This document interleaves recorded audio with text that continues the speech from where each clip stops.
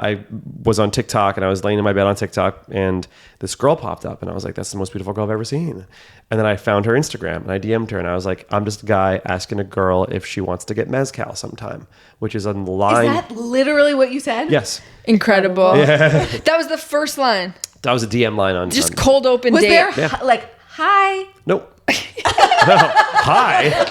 Loser. I'm not working the DMV. I'm trying to fall in love here. Yeah. He's a dreamer. You're right. You're right. You are an artist. Welcome to Yenta. That's great. The podcast that's sometimes about comedy, sometimes about Judaism, and always about gossip. Today on the podcast, we have Jonah Feingold. Hello. This is so exciting for us. We just watched your movie last night. 31 Candles. Jonah is a writer, a director, an actor, a producer. You do literally everything. You forgot editor, which to me is like the most impressive of the bunch. I'm just like, that's impossible. And you've written multiple feature films. I think they're all rom-coms. They're all rom-coms, yeah. And you're coming out with a new rom-com now, 31 Candles. 31 Candles. That's about to have a limited run in AMC. So January huge. 9th. Really, you should go look out for that. January 9th. Go get your tickets now. 31candles.com. 31candles.com. Yeah. And started at the top. Yeah, started at the top. Yeah, no, that's good. Yeah. And so we're so excited to goss. Yeah, very excited to gossip. Thanks for having me on the show. Incredible. Amazing podcast studio, amazing hosts, amazing vibes. We've got our microphones, our 7Bs. What are they? Seven. MV7. You're the nerd here. MV7, yeah. MV7. It's nice. And like kind of the most Jewish movie I've ever seen in my whole life. Whoa. In the best possible way. Sure. Like more than any Holocaust movie. Schindler's List, 31 Candles. No, it was like the level of accuracy with which you describe like learning Torah and the trup and the basketball metaphor with the I don't want to spoil it, but it was so good. Yeah. And I never learned it, but I felt like it was accurate. Luckily I had some very incredible sort of guides through the process. Jonah Weinstein, our producer, who's over here off screen. Jonah, that's right. Included. We've got producer off screen. Yeah. That's how big of a deal you are. Jonah producer. rolls up with my a whole crew. family's here. I got an entourage. Yeah, Ava Shapiro's refusing to come on camera. No, I mean that was a big part of it. Was like, how do we be authentic yet also feel like? And this is crazy because this is kind of a gossip pod. Like we're very transparent. At the same time, I didn't want to feel isolatingly Jewish in a way that people would be like, oh, it's a Jewish movie, like maybe. And that's crazy to think my brain even does this, but I'm like, you become part of this other genre, and which is why it's also a Christmas movie. Yeah. It's so good. It's so smart. Christmas, Hanukkah, rom-com. Yeah. Wait, actually tell the people what the movie is about. The movie's called 31 Candles. It's about a 30-year-old who has his bar mitzvah after running into his former summer camp crush, Ava Shapiro, who is now a Torah tutor in New York City. And as a means to win her heart, he decides he will have his bar mitzvah to have her hopefully fall in love with him.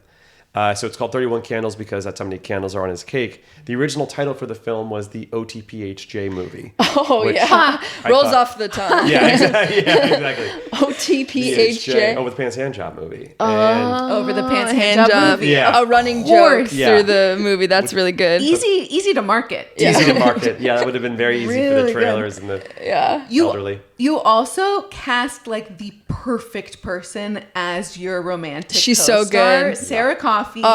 We're obsessed with her. So cute. She you said everyone comes out of the movie having a crush on her. Yeah. And I could have just been projecting. Everyone feels this, right? Right. That's normal. That's normal. Oh, that's great. What's your what's the goss on like how you find the right romantic lead, especially when you're the director and the star? Yeah, totally. Well, so it's a really fun. So I love chemistry, right? And in movies we call them chem reads, where two actors come and they read on screen together, and that's the thing. It's called chemistry because it really is a chemical reaction. It's not a physical thing. It's not.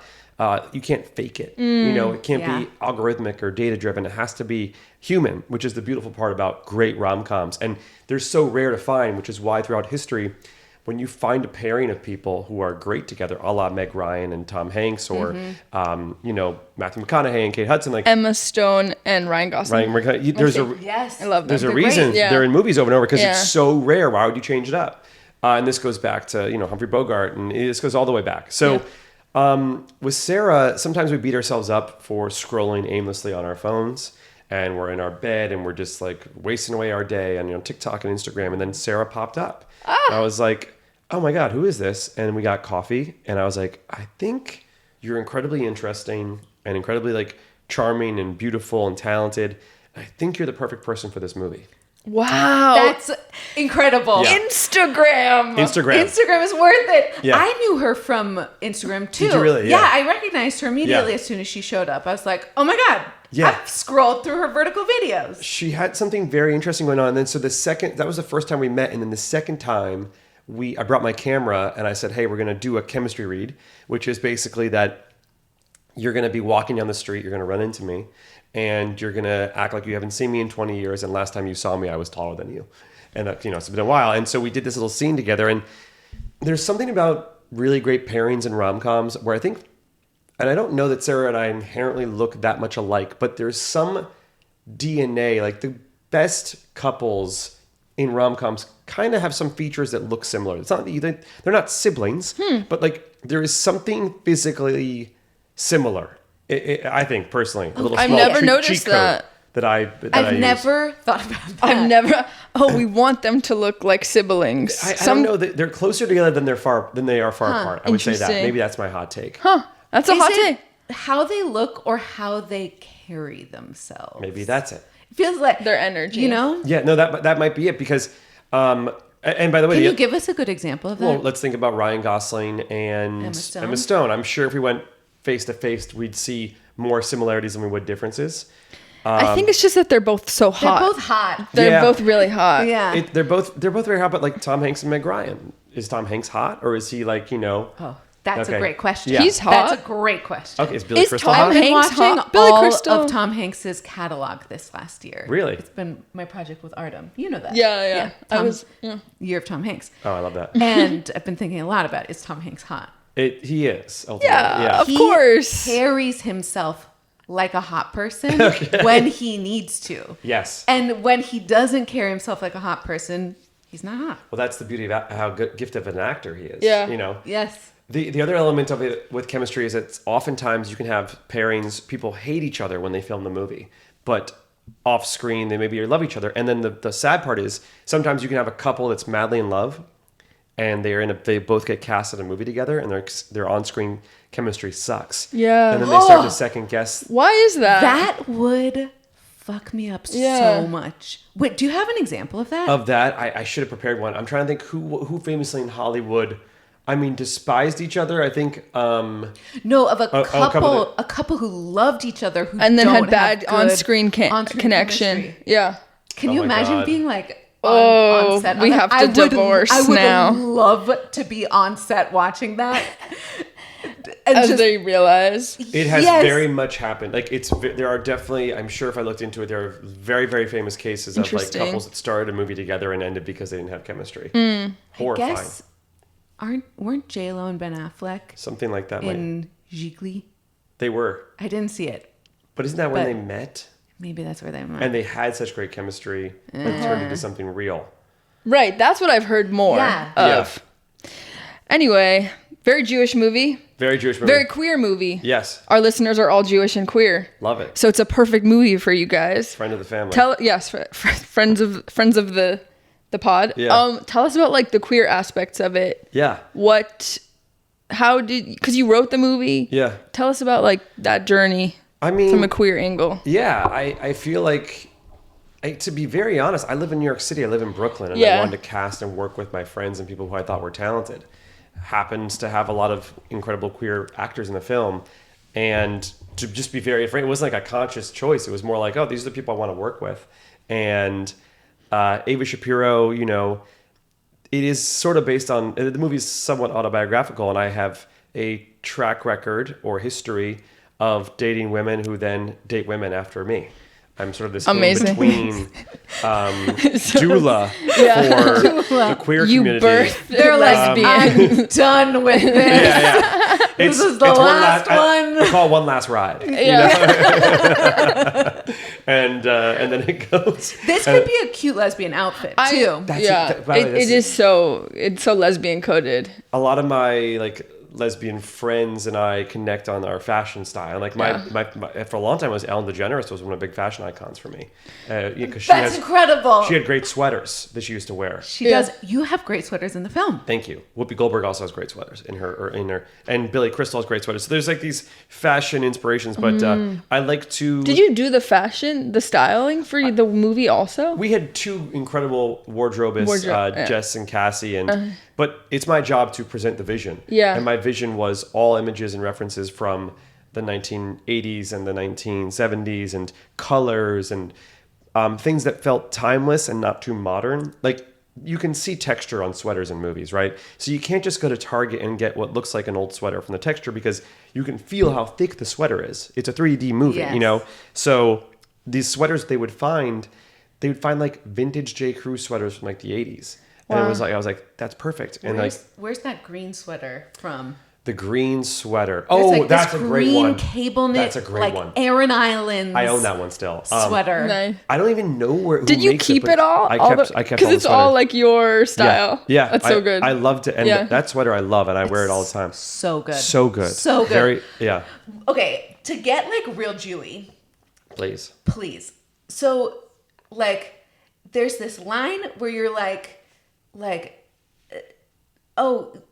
wait, it's not you who says this. Where Ava Shapiro says, Yes. "Oh, you don't have to believe to be Jewish." Yeah, to feel something like that. you don't What's the have actual to- line? Being Jewish isn't about feeling Jewish. That's it. That's it. Right. Plug. That line. Nice. Tell us about that line. That line's what so does it mean fucking good. to you? And then I want to say what it means to me. Yes. I would love. Do you want No, to you go first. Okay. It's your interview. Well, I'm excited to hear your answer, but to me, it's the impetus of the film. You know, you go on this quest of making a Jewish movie, and I'm like, okay, I just, what does it even mean to be Jewish, especially given the time that we made it? We wanted to present a movie with lots of Jewish joy. Jewish joy in these Jewish dark, joy. dark times. These dark times. Listener, if you want to feel Jewish joy in these dark, dark times, go see 31 Candles. Yeah, it's always Jewish joy in the dark times. Yeah. When has it ever been bright times? Absolutely. Never. Never. Here's a dark Jewish film during these very positive Jewish times. Gotta laugh at that for producer over there. No, but that was it.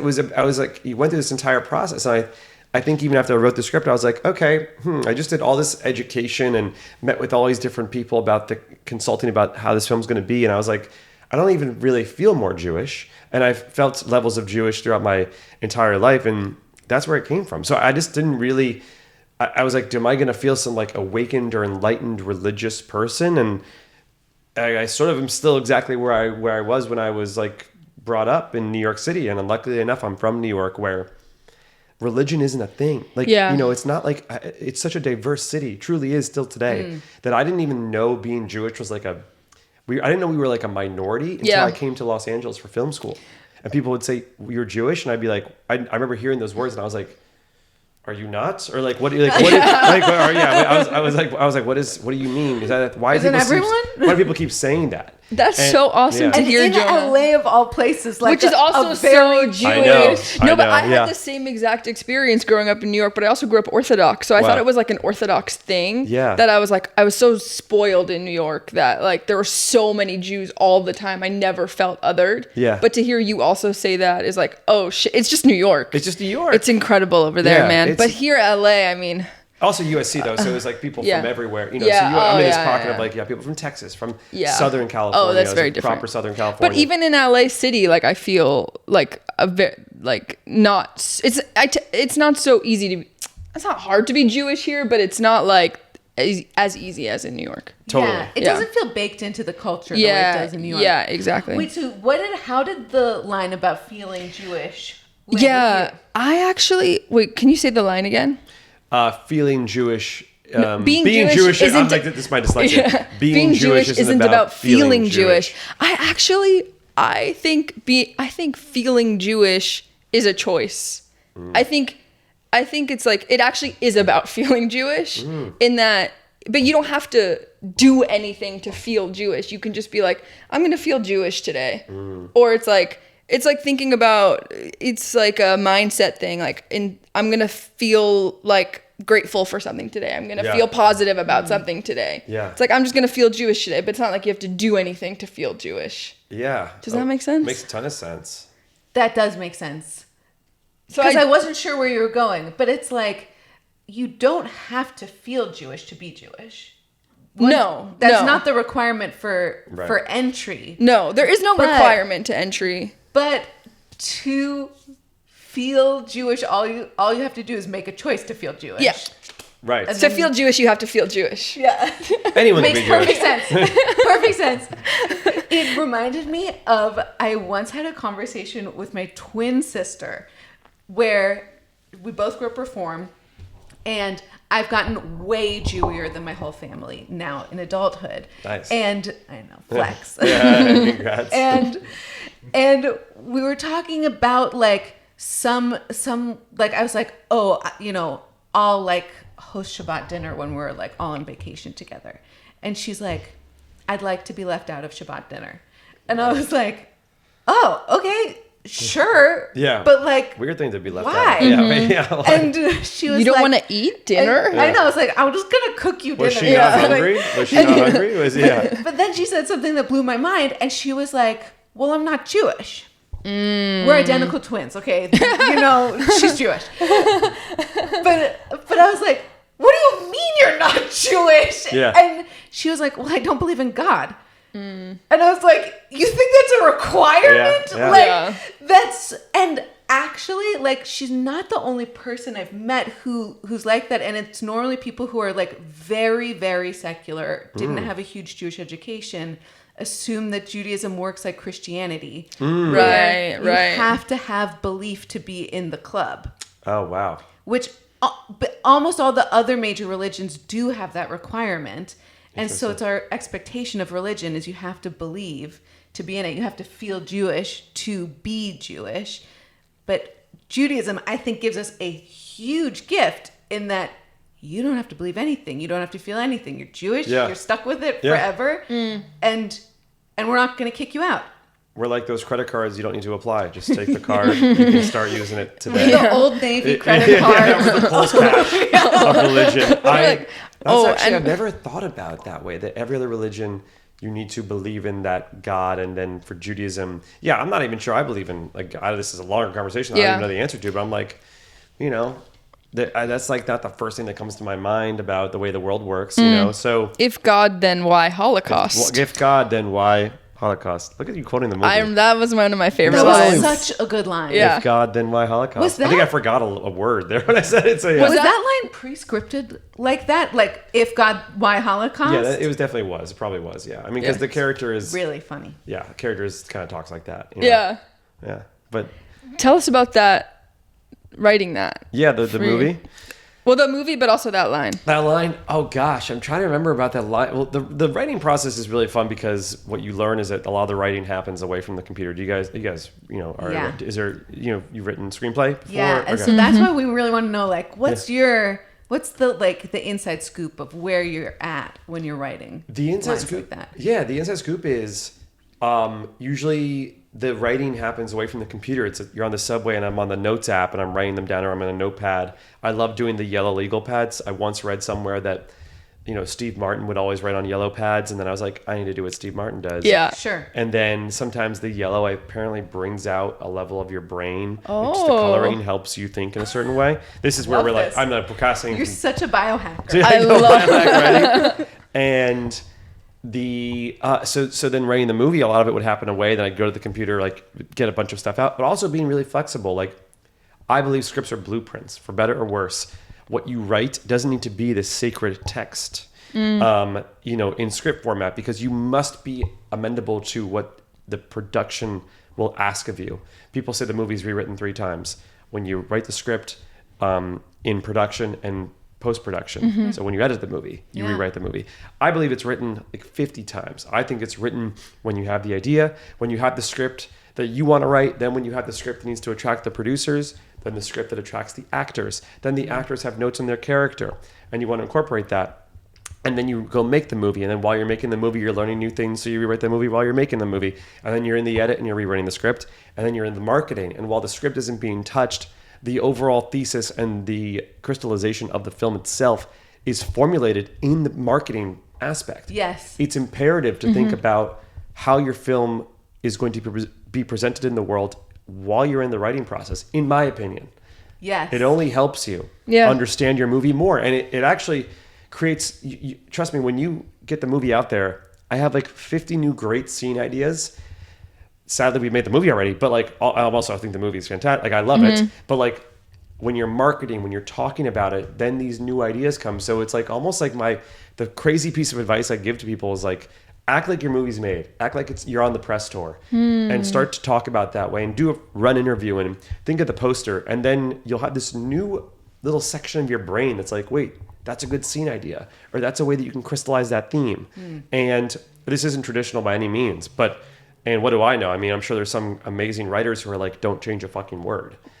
I can say fuck. And Can I like, say fuck? Yeah. Fuck no. Yeah. I love that. Yeah. I love that. it feels like I want to hold space for all of my writer friends.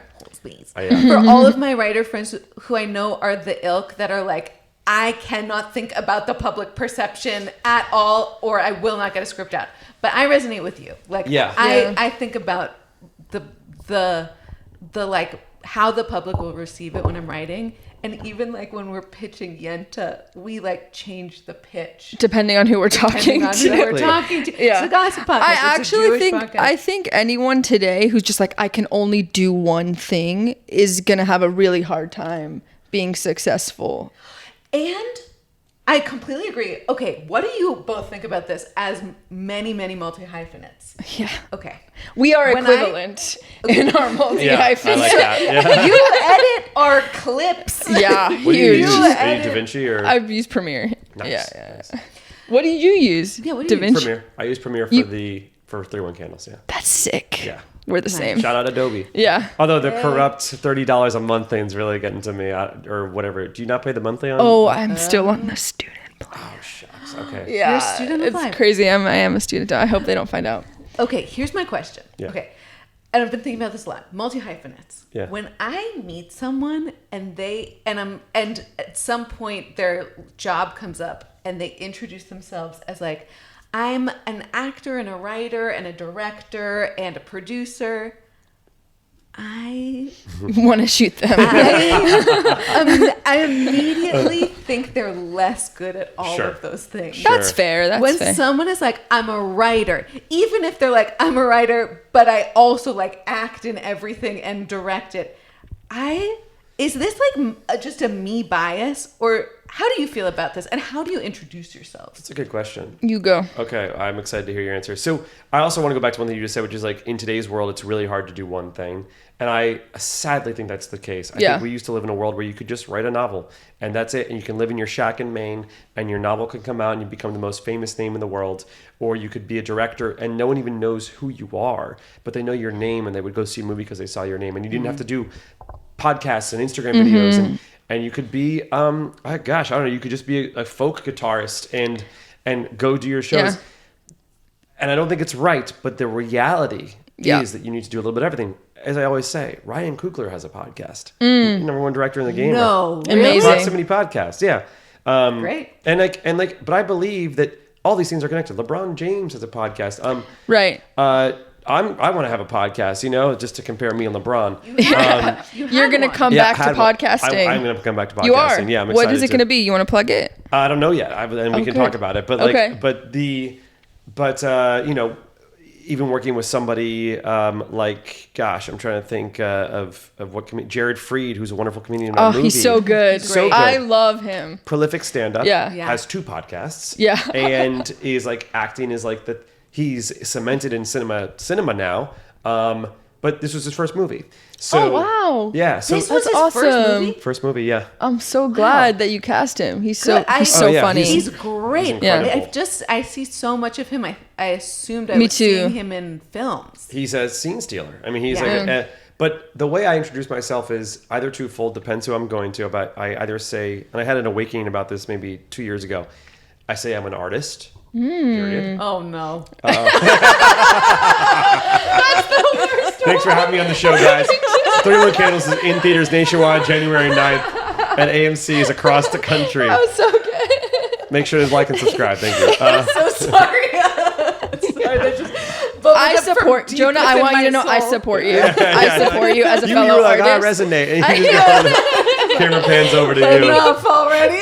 The other one I'll say is I'm a creator. Yeah, I like that. Oh, God. Okay, what am I supposed to Antonia, stop. He's our What do you want me to say? So judgmental. yeah. I'm so You are sorry. a creator. Yeah, you the other- are an artist. I'm just joking. I mean, that's the thing. It's like, It's true. They're right. They're accurate. but like again, the alternative. How embarrassing would it be if my Instagram bio was director, writer, editor, actor, host, podcaster, YouTuber? No, you can't. I know. Marketing It's intern. impossible. Yeah, you Marketing know, so, intern. amateur dog Filmmaker. walker. Oh, okay. Now Jonah, the producer, just chimed in with an excellent He pitch. did say filmmaker. Filmmaker. But I think that film is what defines a film, right? Because if I'm making stuff for the YouTube and Instagram as well, Yeah. and when are those films? Okay, I'm just gonna Ooh, say. I love that From question. deep within my soul, I Please. think you should say filmmaker. Okay, wow. I That disagree. I think you should say artist. Artist. Or creator. Or whichever one annoys Antonia more. Dreamer. Dreamer, yeah. Dreamer's the worst That's one. a good one. Dreamer's a good one, yeah. I'm a dreamer. Oh, me, But I'm not an in the- illusionist. Yeah, what do you do on? I guess I start with stand-up. cool. Stand-up comic, because that's kind of like my primary artist thing. Yeah. And then if people come to find me online, then they'll see that I also kind of do all these other things. Love that. Easy, simple, Yeah. straightforward. Stand up. How do you hate that one, Antonia? Also, No, that do you want to one- bully me for that? Yeah, and Loser. You're such a loser. Stand up. That's so Stop dumb. trying to dream. No dreams. No dreams allowed dreams for on you. Yenta Pod in Los Angeles. Yeah, don't listen to anything I'm saying. That is so funny. I Dreamer. have a problem that I'm doing everything also, but I think within stand up is awesome because you write and you act and you have to post and edit, and it kind of really does encompass a lot of things. Because when everyone hears it, they understand that all of those things are involved. And they also assume podcaster. Yes. Yeah. Okay. do. I want to go to your hot takes, Jonah. We asked you for some hot takes before this pod. Yes. And we want to get them. We're going to do a lightning round. Okay, cool. Okay, ready? Hot take, rom-coms. Hot take on rom-coms.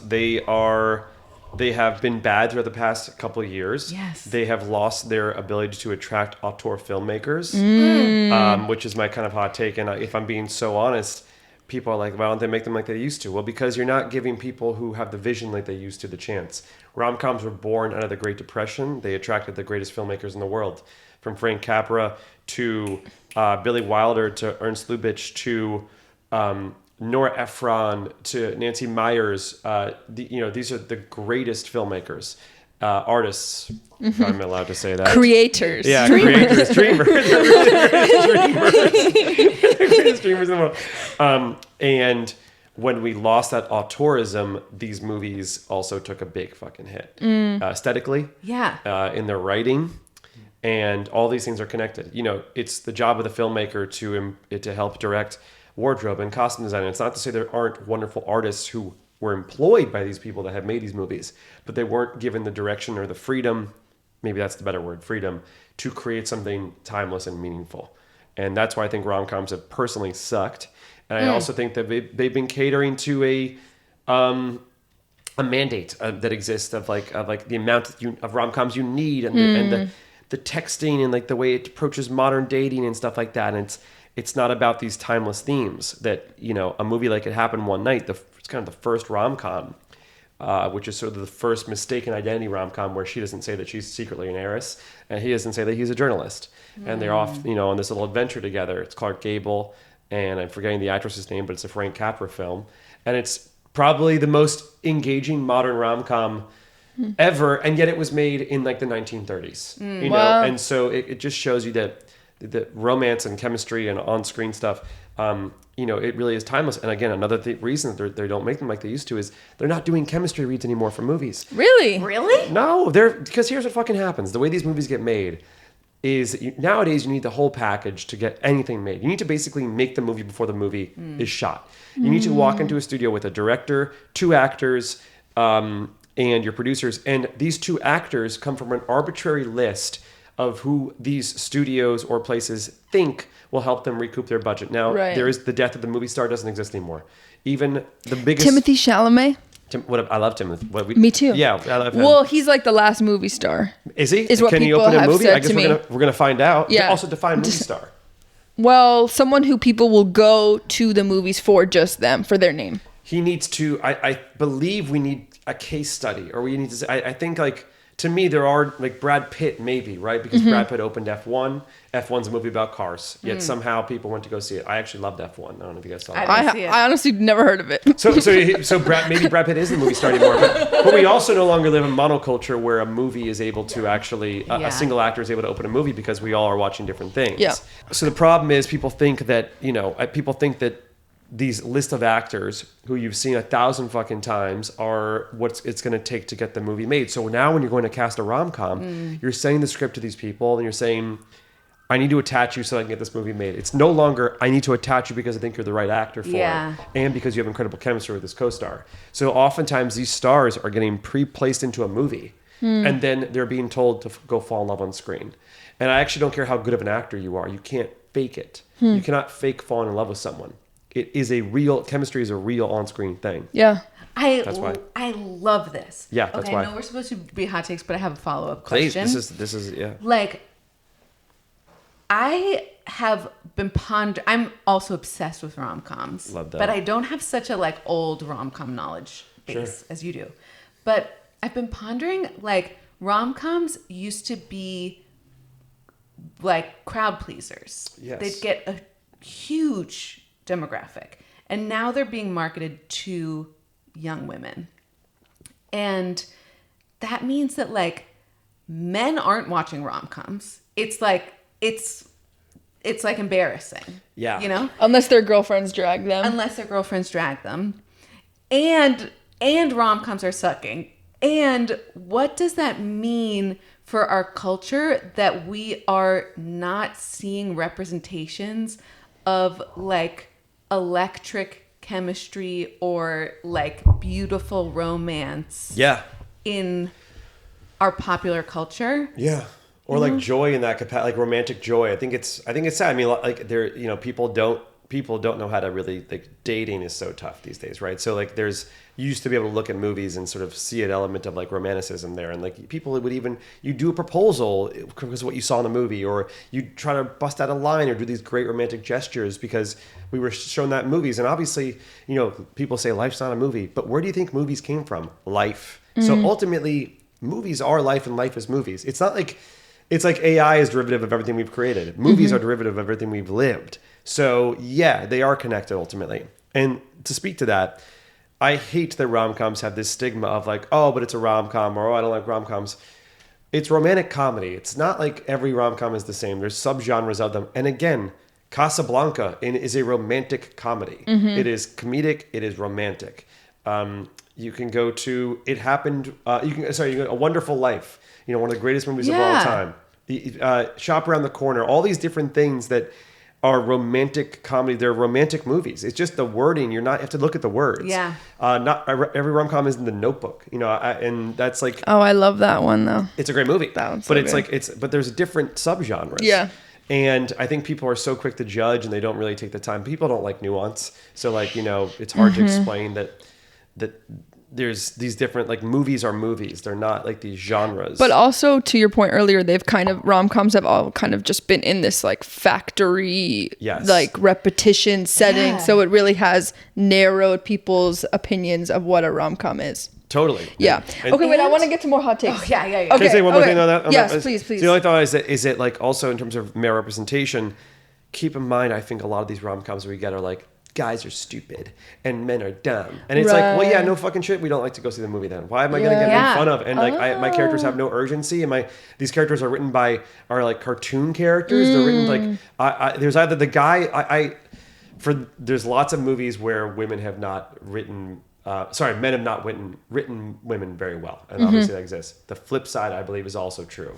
Where it's like, in a rom-com, you have the sort of like schlubby artist who's like nice, and then like the stupid hot guy who's a dick. Yeah. There exists an in between of these two things. And I also like, that's why movies like with Billy, like when Harry Met Sally, a lot of guys see themselves in Billy Crystal. Confused, want love, can't commit because we're scared. That's something I'm here for.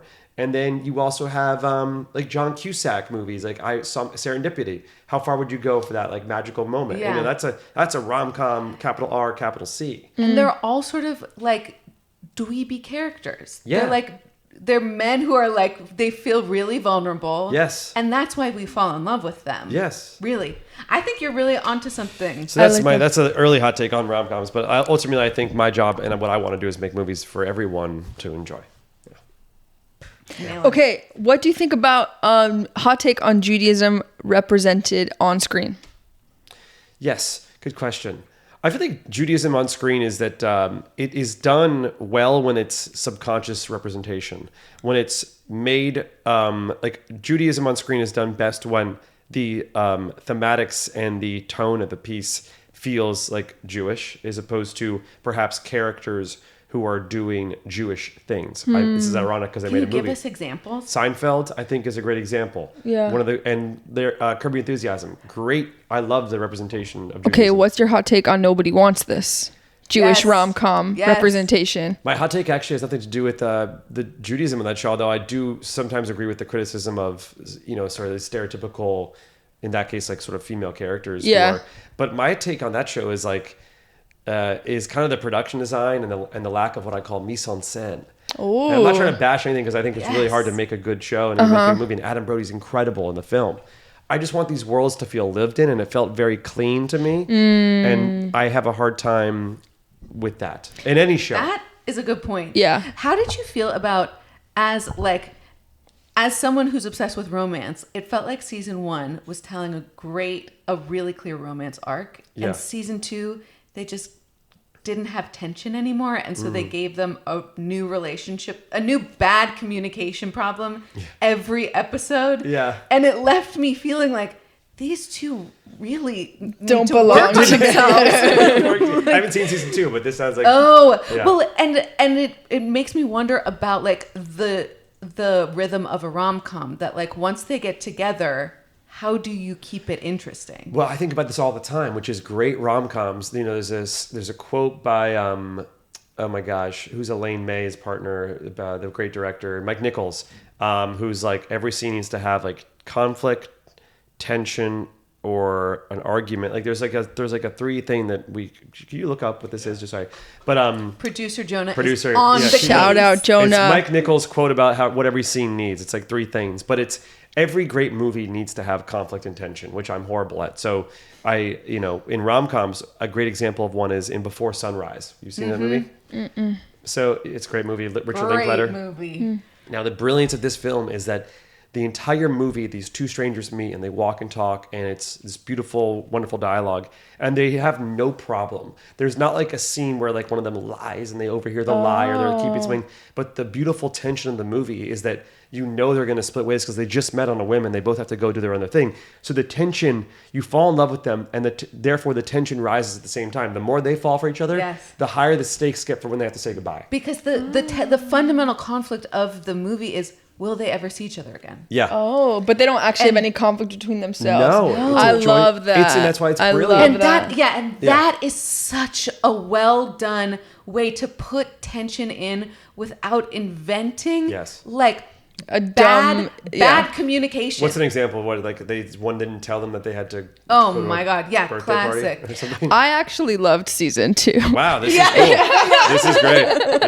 I was like, these are all so relatable, these conflicts. What's an example? I don't remember, but there was like, it was like she, he wasn't being like thoughtful. He wasn't being He wasn't being no, it was like he was like He didn't say thank you. he was like trying too hard.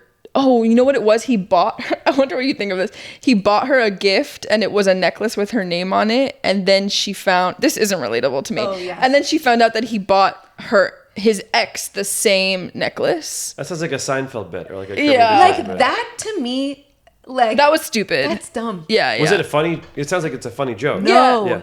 No. Well, it's like it's not played for like haha laughs. Right. You know? Yeah. Did you laugh? No. Yeah. And Interesting. there were just so many things like that. That turns into a huge relationship problem where yet Yeah. again she's like, maybe we're not right for each other. Well, the biggest thing is that because- she's not Jewish and he is a rabbi. Yes. I Right. know that part. That's like the big tension more Yeah. than all the other little. Anyway. Yeah. Okay, JW, Jonah, the you quote. have it. We've got the quote. There are only 3 kinds of scenes: a fight, a seduction, or a negotiation. There you go. There are only 3. Oh, yeah. Say I it. did it. A fight, a seduction, or negotiation. 3 types of scenes. Mike Nichols. that's Seduction. great. Seriously. Also, can we shout out Jonah? Jonah. Just for a second? Come Shout out on a mic, come on. Jonah. Jonah Come on over. Weinstein is so. Jonah Weinstein is how we know you, Jonah Feingold. You're just a friend of ours in LA. This is incredible that you're here and you produced this whole movie. At his bar mitzvah scene, Judy Gold is playing the rabbi. She's Shout out Judy so Gold. warm, How did so you get Judy generous. Gold? I worked with Judy Gold on Aquafina is North from Queens. Oh, that's Incredible. sick. And so I had a relationship with her, and we reached out to her team, and we made it happen. I love her. Yeah. Okay, keep going. Oh, so Jonah's character, Leo, is doing Parshat Vayetze for his bar mitzvah, and he's not really well prepared, and he's just kind of like fumbling through the Parsha, and Judy Gold is like whispering, like correcting him with the Hebrew, kind of feeding it, and he's still fumbling, and then he goes, perfect. And it's just so not perfect at all. And then she goes. Yeah.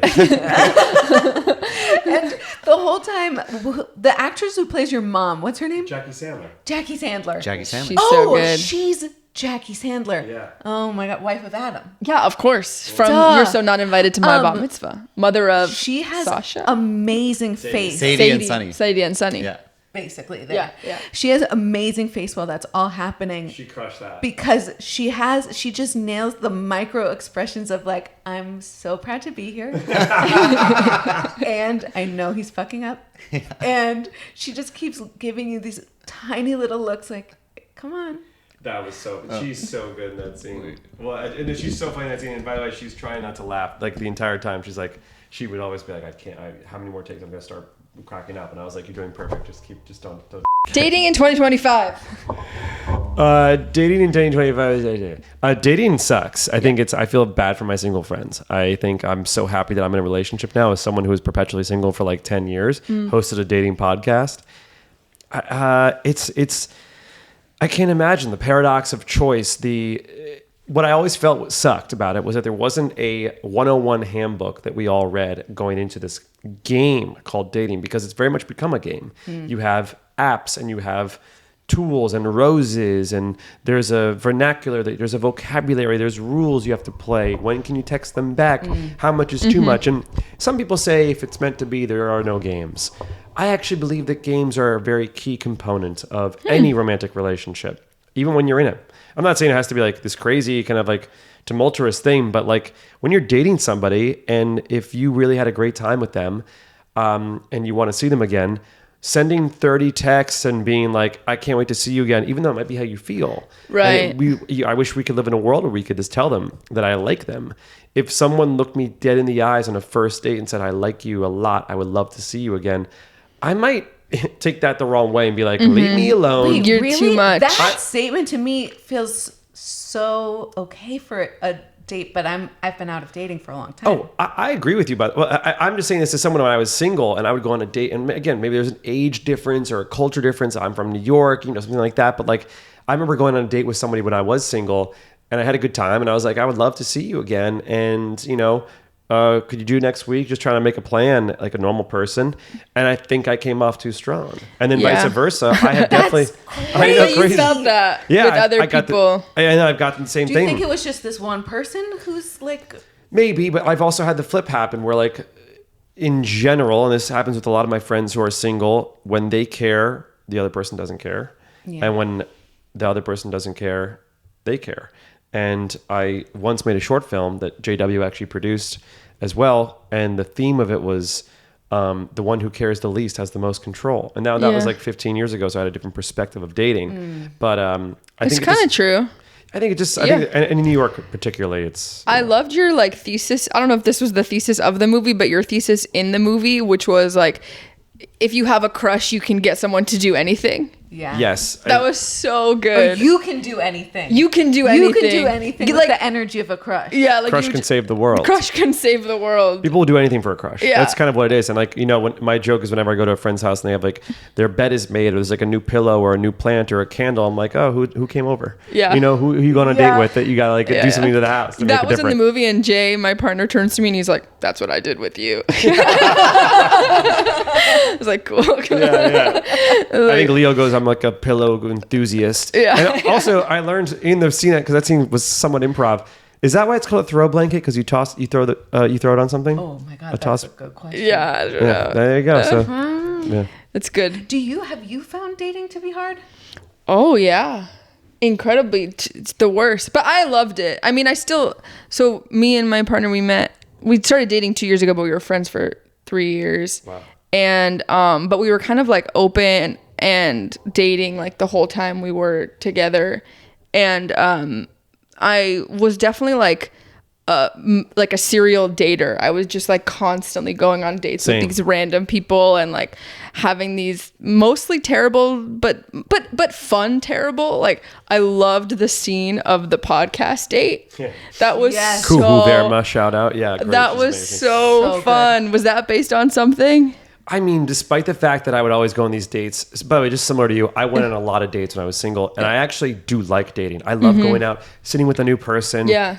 I'm maybe never going to see this person again, and yet here I am. We have like an hour of time. We're in New York. We're having martinis. Like we're flirting. Flirting's very fun. It is. you know. So and it's Yeah. like great conversation. So I loved that part of dating. I didn't love the maintenance of dating, which was like how do you keep in touch organically? How do you make the new plan or in this? And people are all living these busy lives. But Yeah. the podcast date scene kind of came from a place of like a lot of every girl in New York has a podcast. So it's like, you know, you'd go on these dates. Does every girl in New York Well, have so a does podcast? every guy, by the way. That's I a know. really fun new stereotype. Yeah. I mean, am I wrong? I don't know. I don't know. Okay, I haven't 3 lived out in of New 4 York for women a have few podcasts years. in New York. Yeah. Yeah. I love that. That was such a fun scene. Do you feel like that like power and control dynamic of who likes who more shows up in your relationship still? No, we've surpassed it. We've entered like the space-time vortex of love where it's like we just really love each other. And, you know, she's my best friend. That's like the easiest, best thing in the world. Okay, so tell us about your relationship because she is kind of in the movie. Not your actual Yeah. girlfriend, but like Her name. Her name. It's her name? Yeah. That's so fun. Yeah, her name is Ava Shapiro. No, her name is Molly, which is the Okay. character. But I mean, So it started as a situationship. saw her on TikTok. So I came back from making a movie called At Midnight, starring Oscar nominee Monica Barbaro and Diego Boneta and Kat Cohen and Whitney Cummings and Anders Holm, Incredible. Casey Thomas Brown. And I was on TikTok and I was laying in my bed on TikTok and this girl popped up and I was like, that's the most beautiful girl I've ever seen. And then I found her Instagram and I DM'd her and I was like, I'm just a guy asking a girl if she wants to get mezcal sometime, which is on the line. Is that literally what you said? Yes. Incredible. That was the first line. That was a DM line on. Just cold open Was date. there like hi? Nope. No. Hi. Loser. I'm not working the DMV. I'm trying to fall in love here. Yeah. He's a dreamer. You're right. You are an artist. I'm a dreamer. I'm an artist. Yeah. By the way, no, but that's the thing because to be an artist, everything is done. People are like, how are you creative? I go, everything I do in life is creative. Period. That's how you maintain your creativity. Everything you do must be in the service of creativity. So that's maybe where the word artist comes from in that sense. But so even a DM, right? So I'm saying her DM and she responds and we go out. We had an amazing first date. Super, just instant and chemistry. This is a good point too. When I watch audition tapes for actors, I don't need to watch 5 minutes. I don't need to watch 3 minutes. I watch the first like 30 fucking seconds and I know whether they are right for the part or not. When you meet somebody, I hear that from casting directors all it's real. the Doesn't take, time. and people are like, let me do like 5 takes. I'm like, it's actually fucking instant. And I think I want to feel like with love and with maybe dating, you know, within the first second, whether this person is someone that you could have a potential multiverse path with, whether that's this multiverse or whatever, you know.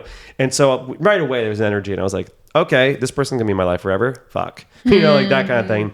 And then I was like, hey, do you want to like be in a relationship? Because I had kind of been doing the fuckboy thing for a while. And she was like, I just got out of something very serious. And I was like, I totally respect that. And I was like, okay, God, today I believe in you. You saw me try, and I tried. And, you know, I did my best here. And then she eventually was like, should we do a relationship? And I was like, well, I'm going to Kelowna, Canada to make a Christmas rom-com called Xmas, starring Leighton Meester and Robbie Amell. Oh. Veronica Soskowski from SNL. I love her. Yeah, and Michael Hitchcock from Best in Show, and Catherine Greenwood from Second City. And I made that movie, and I was like, I wasn't ready to be in a relationship then because I was going to go leave the country for 4 months. Then I came back, and we sort of did this. We were back. We were always talking, and always just had a good thing. We'd always just go on these little cute dates and see other people and stuff. But we were always coming back to each other. Invisible Strain, Taylor Swift. And Taylor Swift. Taylor Swift mentioned. And then we broke up on Valentine's Day. Oh. And it was the first time we said we love you to each other. And you broke up? Yes. This was the Holocaust. This is the Holocaust scene, Also known as the Holocaust. but also the equally This bad. was the Holocaust, period. Sorry, I'm sorry Jewish to my joy ancestors. in dark times. And we went 6 months no contact, still shared locations. That part Still is shared locations. That's Oh wild. my That's dating in God. 2025. No Wait. contact, shared location. crazy. Yeah. Coincidentally, 6 months no contact. 2 weeks prior to this Event Horizon moment, I had told my friend Sam Siegel that I really missed her. And he was like, well, dude, you can't reach out if you don't know for sure. You cannot leave this girl on. And I was like, okay, you're fair. Maybe I just missed her because it's becoming springtime or something like that. And then we're at a bar, and outside the window of the bar, I see her. Again, 6 months no contact. Coincidentally, and I go, guys, that's Molly. And my 2 friends are like, dude, you think every brunette in New York is Molly. The equivalent is in LA, every Honda CRV is like your white Honda CRV is like your ex driving around. So like I would always thought I saw her. Turns out it was her. Wow. She comes into the bar. We're like Simba and Nala in The Lion King, like pouncing and kind of circling and doing the whole thing. My 2 friends are What a singing fun Can You Feel the Love Tonight? Yeah. And I'm like, oh my God. And then I ask her out on a date.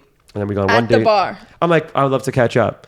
1 date, 2 date, 3 date. And then I'm like, oh my God, I made the biggest mistake of my life. I love this girl. Took her to a surprise dinner at the Carlisle. We had dinner and champagne. I was like, I wrote her a love letter. I told her I loved her. And she was like, obviously I need to think about this because you've broken my heart in the past. And I was like, okay, totally fair. I went crazy, ran the New York City Marathon. I got really jacked. Oh my God. and then eventually she was like, I was like, you're coming to my sister's wedding in Paris and we're going for your 30th birthday. And then we just sort of, and it's been like a year and a half now, maybe 2 years since that event moment, a year and a half. And we've known each other for like 5 years and she lives with me now. We're expecting our first puppy in a week. Mazel You got tov. me on Thank that. you. Yeah, there you go. Wow, that's huge. Yeah, so love is real. Wow. You just might not know at first. You know, Yeah. like, you know there's going to be a But connection. it sounds like you knew. I knew she was going to be someone in my life for a long time. Yeah. I didn't know in that moment that would be our path, you know, that like together, not together, together, not together, together. So I also tell people like, go win your ex back. You know, not every breakup needs to be the end forever, which I know is really toxic to say. That was my Subway take and it got a lot of interesting feedback, but Yeah, it's a hard take to just say that it works. yes, Because it's a take I wouldn't recommend to most people. totally. I kind of agree though. Let's go. We broke up. Me and Jay broke up for a little bit and then we got back together. What was the inciting moment to get back together? It was to get back together. What was it? Paris. No. Yeah. He was like, "You want You to go to too? Paris?" I was Yeah. like, "Yeah." Because you saw each other at the bat mitzvah. The bat mitzvah or the wedding? No. Or bar mitzvah. And then you had that. This is what got you back together. Right? Yeah.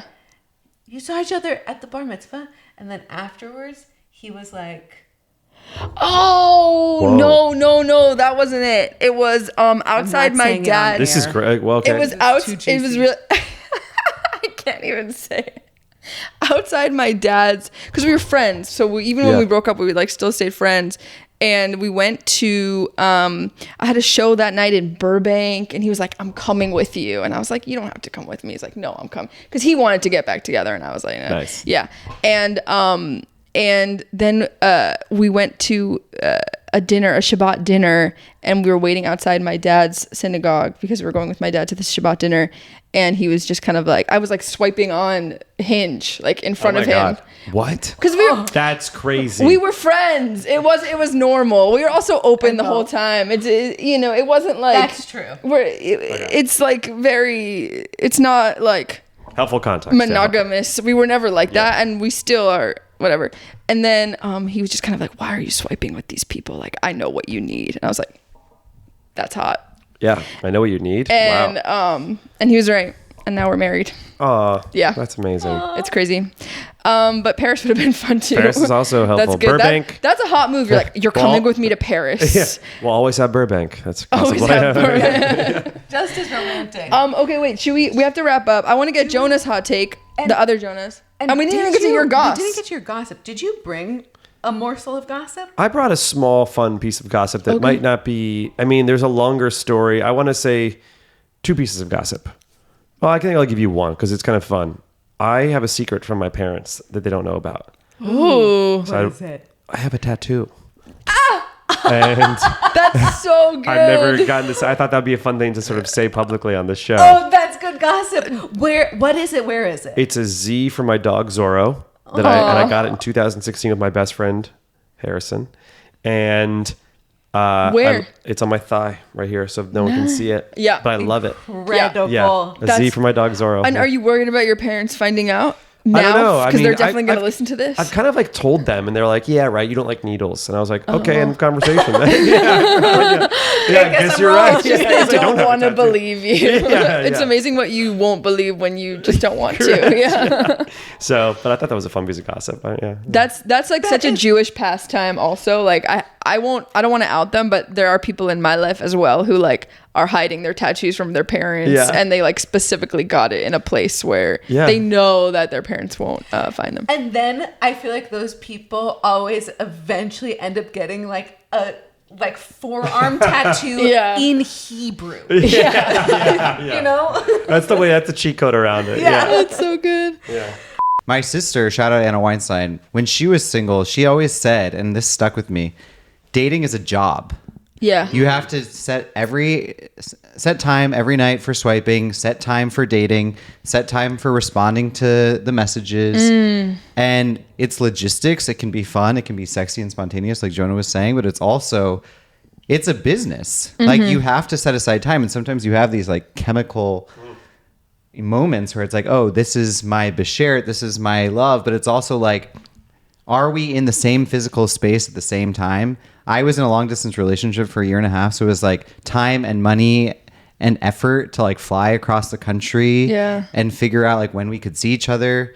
So yeah, I mean, like, I think that people who want to be in a relationship, but are not willing to put in the time and mental energy into making it and treating it like a profession, which not to say it's like we should commodify dating and it's like, oh, you need to swipe in and swipe out and log your hours, but it kind of is. Oh, that sucks. Jonah, Yeah. that is a brutal That's really take. sad. I don't know if I am on board with it, but what I am on board with is the logistics. You need to perform as well on making logistical plans in dating context as you would at work. Like, you need to be able to like pitch multiple times, like promptly Promptly respond to those texts. with the time frames you could make if you know they are hard to schedule. It can't be the same person planning all the dates. Here are my available slots. Exactly. Here's the Calendly link. Find a date. On dates, I would send calendar invites to everyone I went on a date with. 100%. A calendar invite. Yeah, 100%. But not a Calendly No. link. I Not a would- calendar. You'd be a monster if you did that. But I'm with with you on the calendar. And That's a good scene for no, it. but you can't do that after like, that has to be after like 5 or 6 dates. Or you would do that on the first date. What's your I email? would do the first date. What's your email? And That's then I a put a calendar link. I love That's- that. Yeah. Otherwise, I forget. Yeah. No, I I will will say definitely that- put it on my calendar, but to put it on their calendar, It's easy. Then you don't Yeah. make these also, I think it maybe helps with that like awkward thing where it's like, well, are they going to remember? Is it still top of mind? And so Right. putting your calendar, it's kind of like, well, you've had this here. The calendar invite is a secret handshake to say we don't need to triple confirm every single time. You know, we know it's still happening. Yeah. I think New York is really into a calendar invite, and LA people, I find they're like, how do I even work a calendar invite? They like send it to my assistant. Yeah. I haven't checked my Gmail in decades. That's great. That's awesome. Yeah. I will say that like, gay dating or queer dating can be different and Yeah. not as logistically forward because sometimes it's more about like hooking up Yeah. and we had a hookup, like let's meet up again. Or people like a friend was just telling me he met his boyfriend on the dance floor and it like was a hookup and now they're living together and very happy. So Yeah. I think that happens in straight couples too, of course. But that's my take that, if you want to meet someone, like you have to leave your house sometimes and Yeah. like join the run club, like join the poetry outing and like learn to play chess so that you can like meet new people and get outside your comfort zone. Well, now Gen Z are all trying to meet through in-person events. Yes. It's like a real Yeah, new like- trend. They're like, fuck the apps. So, new film Yeah. idea. I don't know. I'm trying to wrap this up all together. Well, they can meet yeah. at 31 Candles when Meet- they go see it in theaters that's January it. 9th. Oh, genius. Yeah, meet at the movie, meet at the theater. Go to see 31 Candles, find your beshert, find your love, find the person that you want to be with forever, and enjoy a beautiful movie and Celebrate Jewish joy. celebrate in these Jewish dark joy in times. these dark times. Make your thing. It takes chutzpah. Go out and do your art. Find your people, find your tribe, celebrate Jewish joy in these times. Shout out. Yeah, that's Nice. great. Jonah, thank you so much for being Thank on. you, guys. Jonah, thank you so much Thank for being you. on. So, yeah, thank you, Yenta Jonah Squared, Podcast. you for guys having- are amazing. Really. I'm so impressed with the work you've done. This is a and joy. To the listeners, if you want to find your beshert or just a fun date, you should apply to Yenta Matchmaking. We're matchmaking Jews of all kinds, especially queer Jews. You can find it on patreon.com/Yenta, where we have video episodes of us matchmaking anonymously, and they're really juicy. You'd love them, but you should also apply. Okay. Okay. That's it. We love you. Love you. Thank you all.